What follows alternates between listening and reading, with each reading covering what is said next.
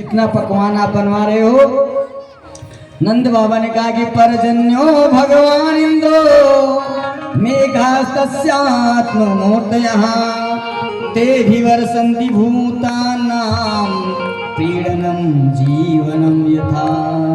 कहा मैं इंद्र भगवान की पूजा करूंगा, यज्ञ करूंगा, उनकी ही कृपा से बरसात होती है, घास जमती है और सारी फसलें उत्पन्न होती हैं। घासों को गाय चरती है तो देखो अच्छा सा दूध देती हैं और हम लोग माखन दूध का ही व्यापार करते हैं।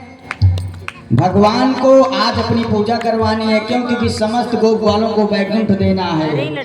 और भगवान ये सोचते हैं कि जब तक ये लोग मेरी पूजा नहीं करेंगे, अगर मैंने इनको अनायास दे दिया तो और जो संत महात्मा भक्त हैं लोग धरना देने लगेंगे कि गोप ग्वाल भगवान के मित्र सखा थे, इसलिए सबको वैकुंठ दे दिए और हमको नहीं दिए।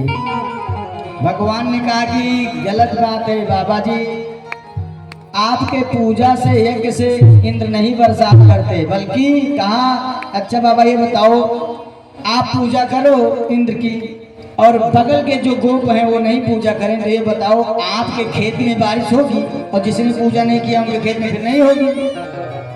नंद बाबा चकरा गए, कहा तेरा प्रश्न बहुत उल्टा पुल्टा रहता है, क्या चाहते हो तुम बताइए।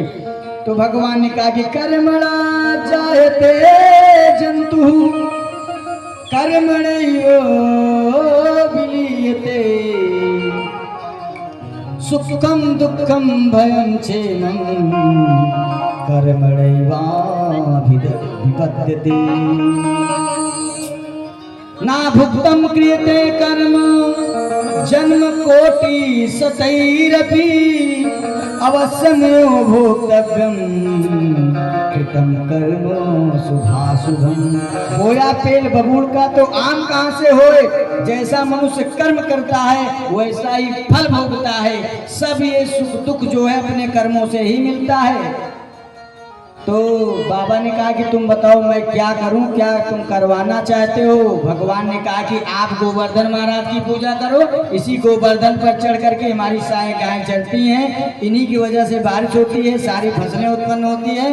इन्हीं भगवान का पूजन करो, सारी मनोकामना पूर्ण हो जाएगी। सारा 56 भोग लेकर के सारे गोप ग्वाल आ गए हैं कहाँ? भगवान गिरिराज महाराज के पास, और गिरिराज का पूजन किया। गिरिराज भगवान प्रकट भये हैं, प्रकट होकर के सारे 56 भोग को भगवान ने ग्रहण किया। जब ग्रहण किया तो भागवत में नहीं, गर्ग संहिता में लिखा गया है कि भोले बाबा भी आ गए। भोले बाबा के पास वही जड़ी थी, उसको भी पकड़ा दिए गोला, भगवान उसको भी ग्रहण कर लिए। एक ही आवाज भगवान बोल रहे हैं, लाओ ब्रजवासियों भोग, लाओ ब्रजवासियों भोग, लाओ ब्रजवासियों भोग।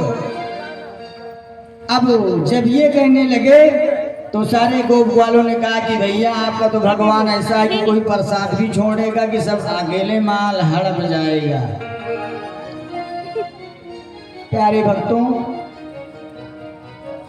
अब ये सब जो आतिथ्य है ये कथा के बीच में नहीं होता, पहले तो ये जान लीजिए। अब आइए गोवर्धन पूजा होगी, आज की कथा इसी पर विश्राम। सब कोई बड़ी श्रद्धा भक्ति भाव से जिनको भी पूजन करना है, तेरो सब संकट मिट जाए, तेरा जन्म सफल हो जाए, तो पूजा कर गोवर्धन की।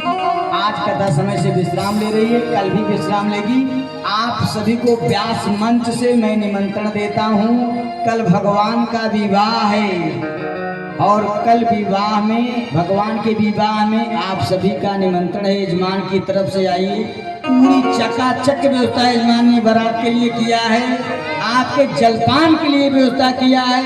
बस यही भोजन की व्यवस्था किए हैं, लेकिन 21-22 को है। इस बारात में एक चीज थोड़ा उल्टा हो गया है, बाकी पूरा माल आप काटिए, बड़ी अच्छी व्यवस्था है, पूरा पंडाल सजेगा। आप लोग तैयारी के साथ आइए, पूजी भी करेंगे जिनको भी श्रद्धा है।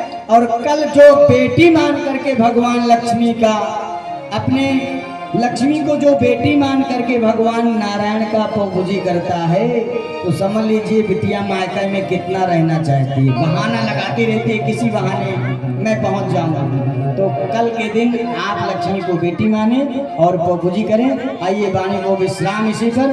भैया जी भजन गाते रहेंगे और आप यजमान जी पहले पूजा करेंगे और बारी बारी से जिनको भी करना है करते रहेंगे। उसके बाद तुरंत आरती हो जाएगी, फिर भजन चलती रहेगी। और बोले वृंदावन